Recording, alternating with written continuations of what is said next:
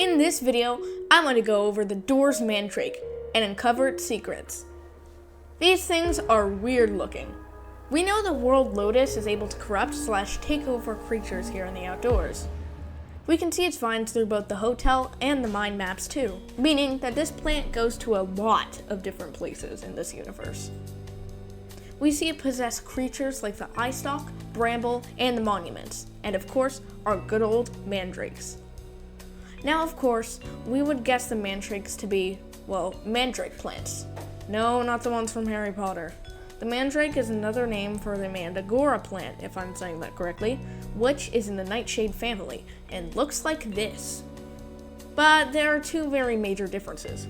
One, this thing is alive, and two, this thing doesn't exactly look like a mandragora. That may just be because the developers have designed Screech way too many times in way too many different ways, but who knows. Also, the real plants are hallucinogenic, which basically means these things with consumption can cause a feeling similar to schizophrenia. What? But anyways, how did these things come to life? Well, I have two major theories. My first theory believes that these things are their own species, who come out of the ground, kind of similar to Pikmin. But Pikmin may or may not be mutated, so yeah. But these things could be their own species that is normally a passive creature, but the effect of the world lotus could have possessed it, as we see similar vines that we see on many other possessed creatures in the outdoors, and on the world lotus itself. But wait! We see the mandrake/mandragora is connected to one of the world lotus's vines, which it sprouts out of its hole from, connecting to the vine. This may give us a bit of insight on the world lotus itself, but that might be for another video.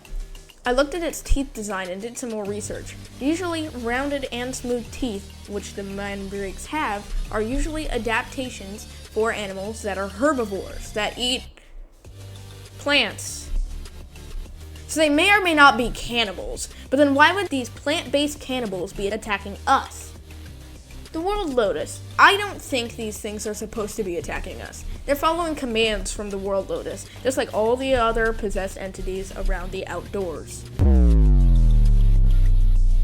My second theory isn't as strong as the first one, but here we go anyway.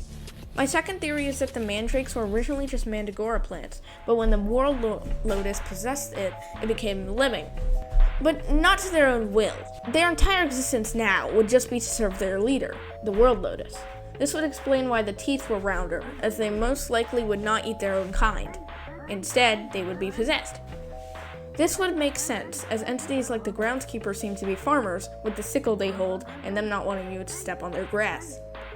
This would make some sense to how mandrakes actually work, as looking at them, they don't seem like they would have enough room inside of them to have organs or living plants. It's just a shell controlled by the lotus flower. But all of this is just a theory! A game to— oh wait, wrong outro. Thank you for watching. Give this video a like, and if you like this kind of content, it would be very appreciated if you could hit that subscribe button. See you all in the next one. Bye!